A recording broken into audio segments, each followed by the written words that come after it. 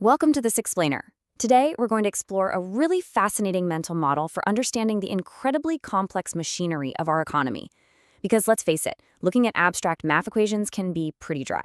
So instead, I want you to imagine the economy as a giant room where a central thermostat is just constantly being tweaked and adjusted to keep the whole environment perfectly balanced. We're going to map out exactly how this system works in 3 logical steps. First, we'll cover the economic building blocks. Second, we'll look at that economic thermostat. And finally, the types of economic crises. Let's get right into it. Starting with part 1, the economic building blocks, essentially the room we live in. Okay, before we touch the thermostat, we need to know what we're actually measuring. At its very core, an economy is just a status check of a country or region based on 2 massive actions: what it makes and what its people use up. It's basically the ultimate pulse check of a society's daily, everyday activity. And to check that pulse, well, we look at GDP. You can think of GDP as the ultimate scoreboard. It tracks the total final value of all the finished goods and services produced over a specific set time. It's pretty simple. If that number is going up, the country is actively creating more value. But here's the catch. You can't actually get points on that scoreboard without resources. These are the essential, raw fuels keeping the whole machine running. We're talking about the money, the physical materials, the staff, and the human capital required to function. Honestly, without them, the gears just stop turning completely. Which brings us to the daily push and pull of our lives: production and consumption. Production is simply the action of taking all those resources and manufacturing something, like, say, roasting coffee beans. Consumption is the exact flip side. It's you going out, buying, and drinking that morning coffee. This continuous, never-ending cycle of making and taking, that is the heartbeat of any society. Now, obviously, all these actions don't just happen in a vacuum, right? They happen in a market. Whether we're talking about your local farmer's market down the street or a massive global digital stock exchange, this is the arena where trade happens and where value actually changes hands. So we know the basic parts now, but how do these static definitions actually build into a living, breathing system? Like, what literally greases the gears and makes them spin? Well, it all comes down to money circulation. New money doesn't just magically appear out of thin air. It starts at the very top when the Reserve Bank prints it. From there, it gets pushed into the normal banking system and finally flows out, circulating among everyday people and businesses. That flow of money is the true energy source of our economic room. Moving on to part 2, the economic thermostat. This is all about finding that elusive sweet spot. Imagine an economy is running hot. People have lots of cash, they're spending it quickly, and demand just wildly surpasses supply. What happens? Inflation spikes.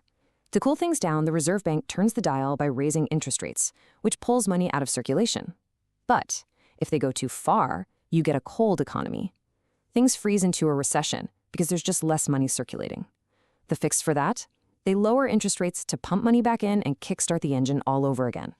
And then there is the warm economy. This is that fleeting, magical, sweet spot right in the middle where the thermostat is set perfectly. Interest rates are comfortable, prices are stabilized, and the economy is growing steadily without massive inflation or a recession. It is the absolute ideal state. But because markets are constantly shifting, it really rarely lasts for long. So what actually happens when the thermostat completely breaks down? That brings us to part 3, types of economic crises. When a severe financial or economic crisis hits, it almost always falls into one of 4 main categories. We've got recession, inflation, panics, and stagflation. Each one throws a totally different kind of wrench into the machinery of a country. Let's start with a recession. During a recession, the entire machine just slows down. Maybe as a consumer, you're worried about the future, so you start spending less. Because you're spending less, the overall demand for goods drops. To try and win you back, companies are forced to drop their prices. This whole cycle can be a mild economic slowdown, or it can spiral all the way into a devastating, high-level depression where everything basically grinds to a halt. On the absolute flip side, you have inflation. During an inflationary period, economic activity is actually increasing, but it's moving way too fast. Demand completely outpaces the available supply, causing prices to spike. And why does this happen? Usually, it's triggered by either a massive surge in demand or because excessive money printing has just completely flooded the market. And this is a really crucial point. We're not just talking about your groceries costing a few cents more. If it's left unchecked, Excessive printing can lead to serious currency devaluation and a nightmare scenario called hyperinflation. This extreme inflation literally destroys the value of the money sitting in your pocket right now. Your cash buys less and less every single day, which, ironically, can crash the entire system right back into a depression. But sometimes a crisis isn't even about the math or the money supply. Sometimes it is purely psychological. Enter the panic. These are crises driven entirely by public fear and raw human emotion. If people suddenly get scared that a bank doesn't have their money, they all rush to withdraw it at the exact same time. That's a bank run.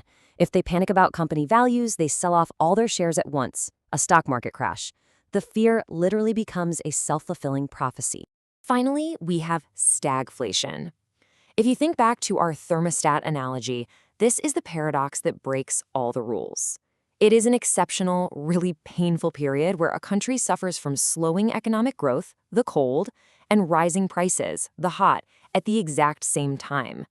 It's the worst of both worlds scenario that leaves central banks totally scratching their heads because fixing one problem usually just makes the other one worse. So we've covered the room, the gears, and the central thermostat, trying to keep it all perfectly balanced. Take all these pieces we've explored today, from GDP to the really delicate dance of interest rates, and ask yourself this final question. When you look around at your own grocery bills and the job opportunities in your market today, are we running hot, freezing cold, or are we just warm enough? Thanks for joining me on this explainer, and keep learning.